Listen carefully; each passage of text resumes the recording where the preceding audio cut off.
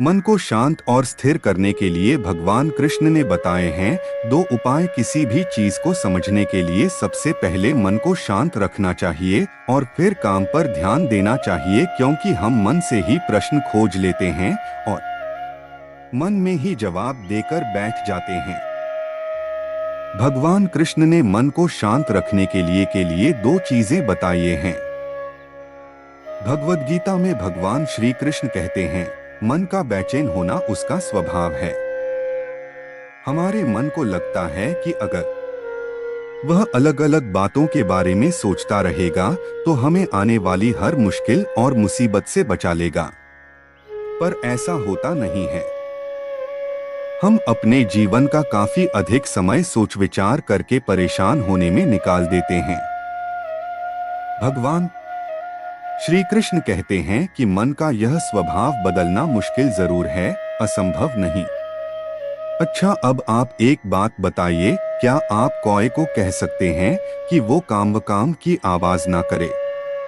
या फिर क्या आप किसी मेंढक को कह सकते हैं कि वह पानी देखते ही ऊंची छलांग ना मारे? हमारे मन का भी कुछ ऐसा ही है। जीवन में कुछ भी होता है, अच्छा या बुरा, हमारा मन उस पर काम करने लगता है। काम से मेरा मतलब है चिंता करना, व्याकुल होना। कोई बुरी बात होती भी नहीं है और मन परेशानी की ऊंची ऊंची लपटें लेने लगता है। कभी कभी तो मुझे ऐसा लगता है कि हम में से कई लोग सिर्फ परेशान होने के लिए जीते हैं। सारी परेशानी, पीड़ा, दुविधा अक्सर हमारी मन की बनाई हुई कहानियां होती हैं। भगवान श्री कृष्ण हमें हमारे मन को शांत और स्थिर करने के लिए 2 उपाय देते हैं। पहला, ध्यान लगाना या मेडिटेट करना। दूसरा, वैराग्य भाव सीखना। अब ध्यान या मेडिटेशन शब्द सुनते ही आप में से कई लोग कहेंगे कि आप आंख बंद कर सांसें अंदर बाहर नहीं ले सकते। यहां हम सब गलती कर बैठते हैं। मेडिटेशन या ध्यान का मतलब सिर्फ आंख बंद कर बैठना नहीं होता। मेडिटेशन का मतलब होता है अपना पूरा ध्यान किसी चीज पर लगाना और उसे हटने नहीं देना। अगर आप रोटी बना रहे हैं तो सिर्फ उस बात पर ध्यान दीजिए। अगर आप पिक्चर देख रहे हैं तो अपना पूरा ध्यान पिक्चर पर लगाएं। यह मत सोचिए कि पिक्चर देखकर आप अपना कितना वक्त बर्बाद कर रहे हैं। जब आप जीवन के हर छोटे बड़े काम को पूरे ध्यान से करते हैं तो आपका जीवन ही एक मेडिटेशन बन जाता है। ऐसे जीवन में शांति, स्थिरता, साहस और सफलता का होना अनिवार्य है। वैराग्य भाव दूसरा उपाय।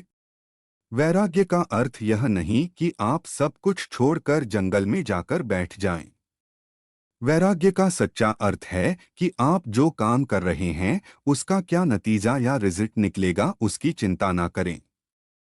जैसे अगर आपने कोई इंटरव्यू दिया, आप यह कर सकते हैं कि पूरे मन से तैयारी करें और अपना बेस्ट देकर आ जाएं।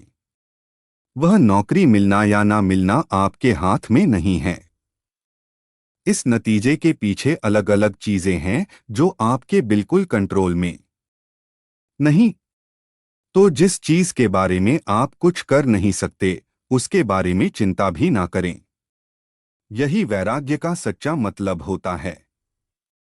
और यही है भगवान श्री कृष्ण का दूसरा उपाय मन को चिंता की लपटों से बचाने का।